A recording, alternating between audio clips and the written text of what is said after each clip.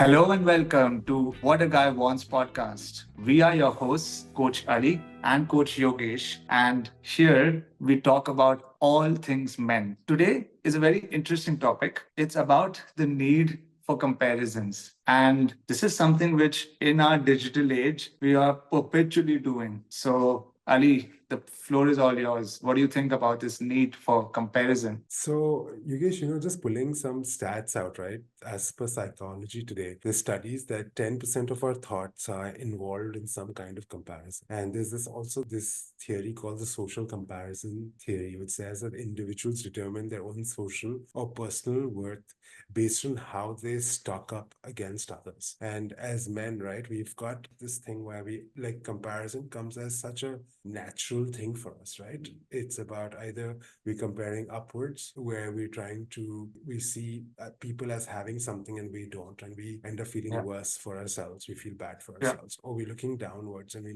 we put ourselves on a pedestal, and either ways we lose out. But that doesn't necessarily mean that comparison itself is a bad thing, but it's about like what are we doing with that comparison. Interesting. Yeah, I can understand.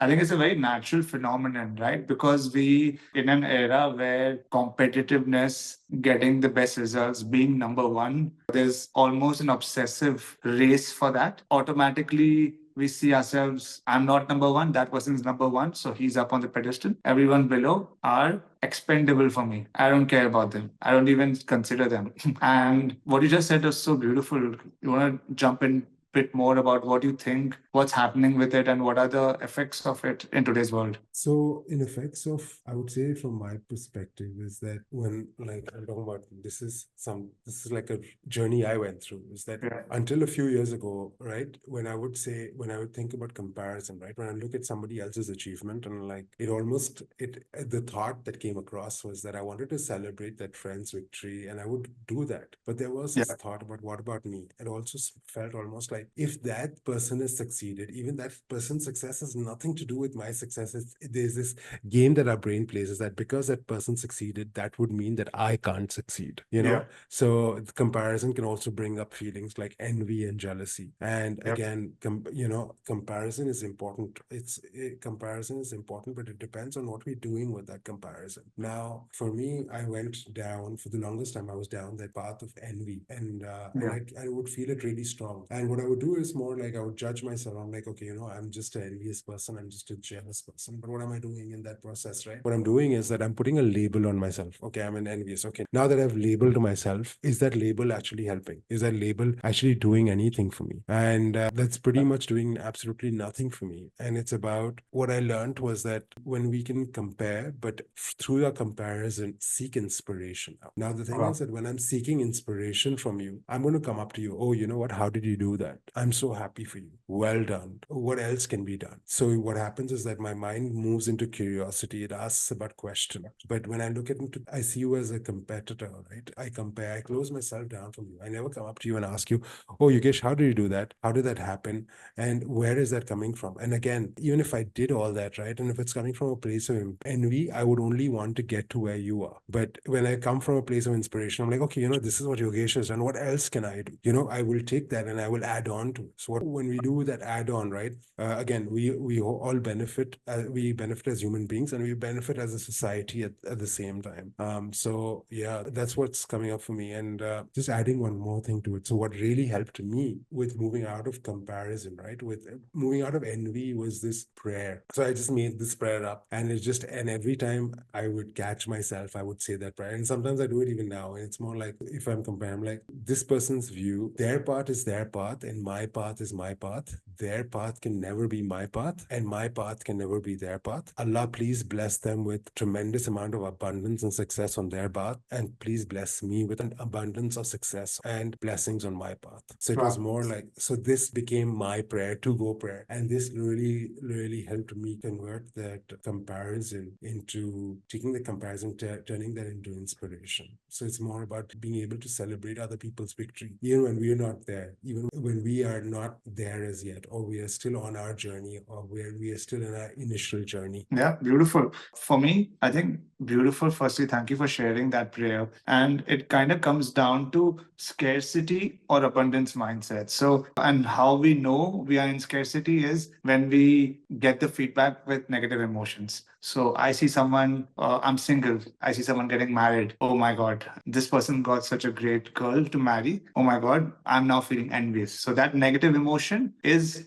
me in my scarcity thing. That person got it, I didn't get it, done, right? There's only limited resources. But once we go to elevate ourselves to an abundant mindset, and you said it really well in your last line, is it's a work in progress. Every day is a choice to shift from scarcity to abundance. And it's a constant shift, constant upskilling, raising our bar higher and higher. Once we are in that, then comparison is not that bad. So in itself, comparison is nothing. So in itself, everything isn't either positive or negative. It's just something which we do. It's an act. It's a practice. But if we do it to get inspired by someone and take on to positive actions in our life, like if I get inspired by Cristiano Ronaldo and I want to be even more fitter and be more dedicated to my art, then that comparison becomes inspiration and I take it as a positive thing and actually create change in a positive way in my life versus being envious, feeling low because someone else did well in their business. Then that comparison becomes an envious and to an extent poisonous thing because it kind of drains our energy, right? It basically lowers my whole energy, spoils it. What's coming up for you? Yeah, absolutely. So what it does is that comparison is like just this thing. Now it's about how do we use this, right? It's about we can use this in a positive sense or a negative sense. And then if it's a negative sense, what it does is that inherently it's a killer of our self-esteem, right? What is self-esteem? Self-esteem pretty much is what do I think about me? And again, when I'm comparing and I'm putting myself down in that way, right? What I'm putting myself down. So clearly what I think about myself is not very high. And when I think about myself as not very high, then how am I going to achieve more? How am I going to do more? How am I going to achieve my goals, especially when self-esteem is, and also like, how many times, Yogesh, like I remember myself, right, trying to achieve a task and what percentage of me is actually stuck in my head fighting with my own identity. It's more like I've got an exam, I'm writing an exam, but 50% of me is more like low self-esteem. Oh, you know what? You can't do it. You're not good enough. Yeah. You're just faking it. Yeah. There's imposter syndrome. There's so many things that are coming up. So again, whatever my task is, right, I'm not fully focused on my task. I'm actually focused on half of my energy is actually being drained in my own mind, right? I'm stuck in my head making think because I'm coming from this belief that I don't think much about myself. They are better than me, And I used to joke with a friend, and I never realized it at university, right? I'm like, when we had those exams, when we had lots to write, those essay exams, and he'd be taking one paper after the next, taking from the invigilators, and he'd be sitting like two desks away from me, and my focus was on how many papers he took rather than my own test sheet, right? And it was more like, after the exam, and I'm like, why the hell did you take 5? I couldn't take 2. Again, where is this coming from? So imagine like I'm in the exam, but that comparison is leading me to think about how many papers that person's taking. If I was completely absorbed into my own stuff, right? My mind wouldn't be there. And I think as men, what we do is that with comparison, right? Sometimes we use it to up our game. We up our game, but we can also up our game in a negative sense. It's more like because he has it, I will get it too. So that just like we've got that pain and we want to relieve that pain and we get to up there. And then we've got some more pain and we do it from a perspective of pain. But at the same time, what if we did it from a perspective of joy? Because if that pain threshold becomes too high, what happens is that we can shut down as well. And when we shut down, what happens is that we told our mind, what does our mind do? It's saying that, okay, you know what? This place is too dangerous. Let's keep it safe. So, and how do I keep you safe is by not trying at all. By not trying at all, what do? We're not in the arena anymore. If we're not in the arena, of course, we don't experience any pain, but at the same time, we don't experience any place to grow. We also don't experience that upside that comes along with that challenge at hand. Yeah, I totally agree. That's beautiful. When you just mentioned that, it took my mind to a whole different dimension, to be honest. Once, when we work from this envious energy, which is, they've shown it in a lot of movies where this is a poor guy and he did not get the girl who he loved. He wasn't allowed to marry her because the father of the girl was like, "You're poor. You can't marry my girl. You have no resources." so I reject you. And then he makes his mission to just make money, but he also makes his mission out of hate, out of let me show him, out of anger. And even though he makes a lot of money, he also adds a lot of pride, ego, and all the self worth is now only with this money. So it's very important to notice what energy we are using the comparison for, and what energy is the source of our endeavors. Because if the energy is of anger, pride, arrogance, envy, it's going to be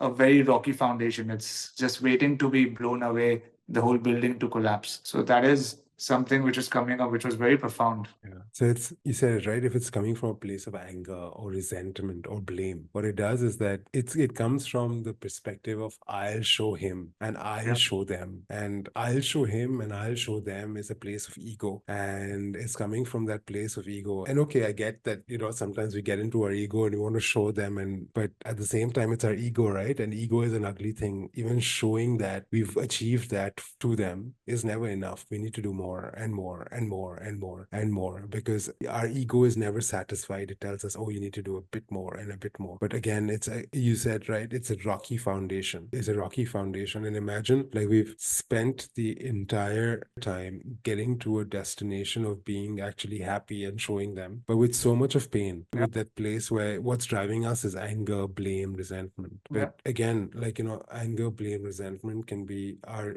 extremely powerful. It can be, but at the same time, what do we do with them? How do we manage them? And it's about how can we move them into a positive, how can we, you know, feeling negative and our emotions that come up negatively is a natural human phenomenon. And how can we Absolutely. use that as a sounding board that something needs to change? How can we become more Yep. aware of our own ego? Are we more ego driven? But yes, you know, blame, anger, resentment, it's never enough. It's never enough. It's that game that is never enough. And we design that game where we think we're going to win, but we design it in such a way that we always lose. We inevitably lose every time. Yeah, I hear you. And the thing is, we're going a little off topic, but I feel it's a very Yeah. important topic which is coming up. I feel when the anger, blame, or pain, when we move from that energy, 9 times out of 10, we move out of our values. So imagine this is my center, and the anger and all of it is now pushing me to make money, but it's making me pushing me to make money through any means. If you can actually center that anger, pain, which is also energy, at the end of the day, negative emotion, positive emotion, they're all emotions. They're just energy and motion. If you can just channel that emotion into your value and your purpose and give that thing fuel, then that purpose can actually rocket enough and you can actually make big money, get status, get fame, all of that, which could be energized a little bit through anger.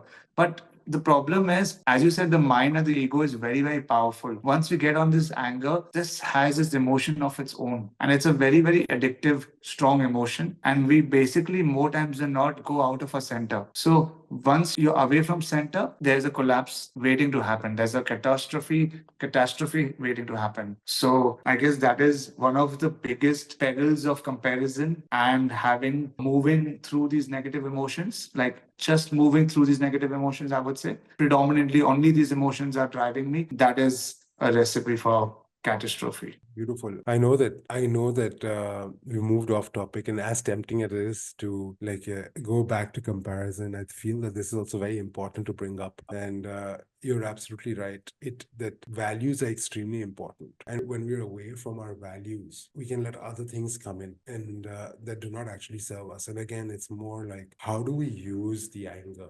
It's like what if we never treated these things as negative? It's more like they just treated them as emotions, like energy and motion. Yeah. But we became the pilots. We can drive this energy, we can pilot this energy, as so why not pilot this energy in a way that serves us, that then destroys us? I think the topic of values are not very away, not that disconnected from comparisons, because actually, when I'm off my values, right, when I'm in these very, very negative emotions and only driven by greed and all of those things, there is actually more comparisons happening. So there's more self doubt happening. So actually, I have a question for you. You actually mentioned before the self doubt is causing me to have comparisons. But what if the society we are in, what if the system is rigged that comparisons are inherent, it's been taught to us, and that is creating self doubt. So, which one came first? Is it the constant comparison of it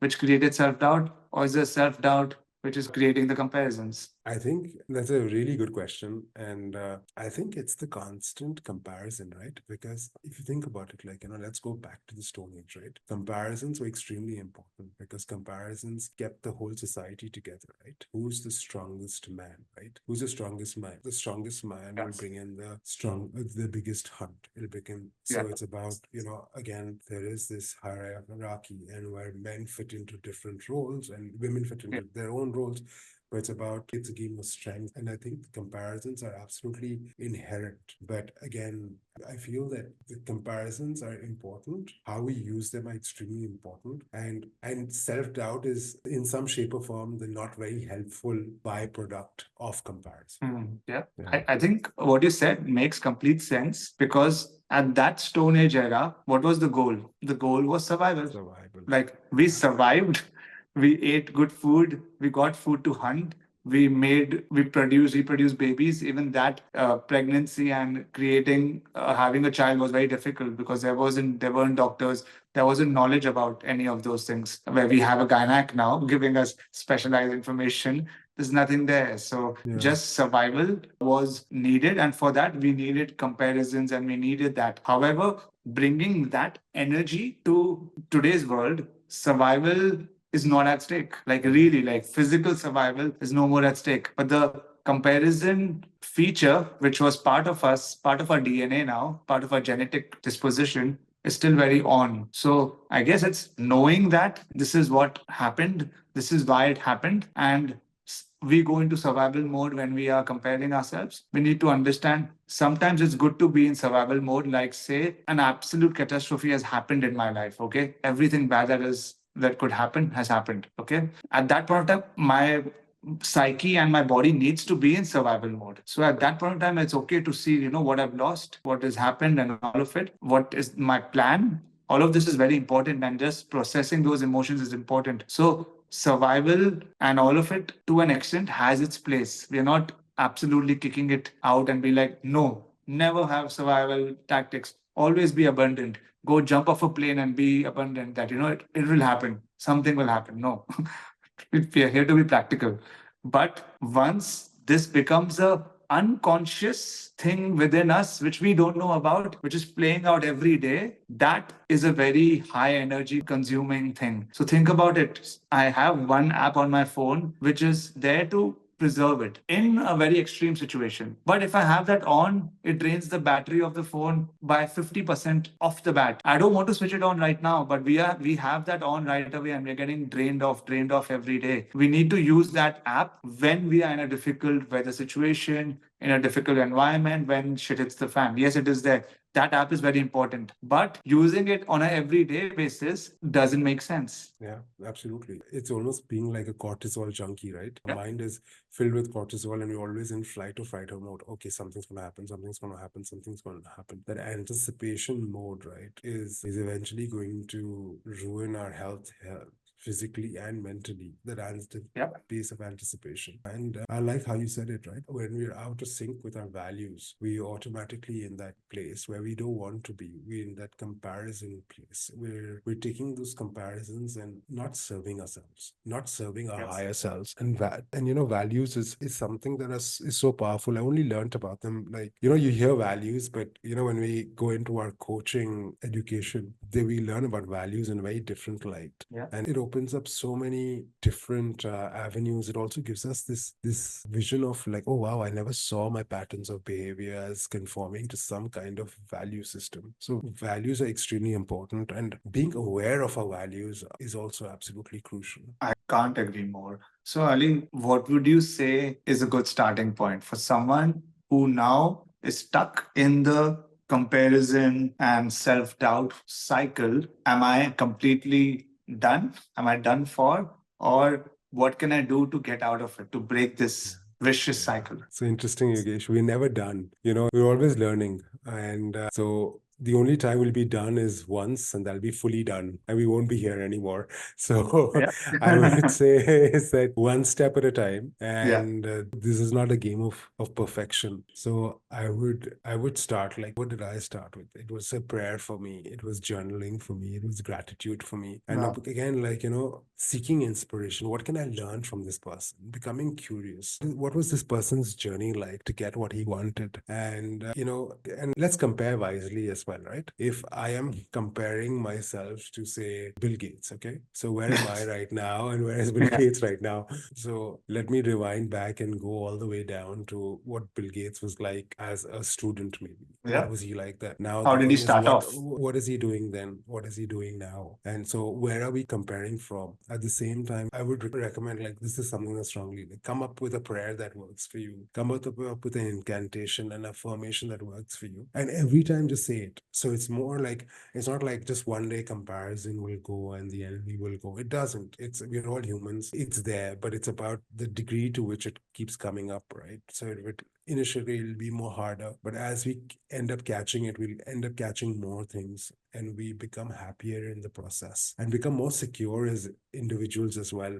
And what this does is that it also increases our own sense of self-worth. And what do I think of me? That is our self-esteem as well. Wow. Yeah. I almost see it as taking some of our power back via a prayer, an affirmation, journaling. It's basically, I take that back. And now you've also very nicely not said that don't compare yourself whatsoever. Don't do that. It's actually be smart with it. That's, they say, right? Apples to apples, oranges to apples to oranges will always give you a bad result. So having the right comparison metrics is also important. And to me, when we were talking, when I asked the question, another question came up was some people actually take it as a badge of honor as well. Like, this is who I am. I do this. This is who I am. Everyone does it. So for that, I would say first have the awareness and acceptance that I'm doing it and it's not serving. So till it doesn't help, it doesn't come to us by ourselves that it doesn't help me, I cannot get out of the cycle. What do you think?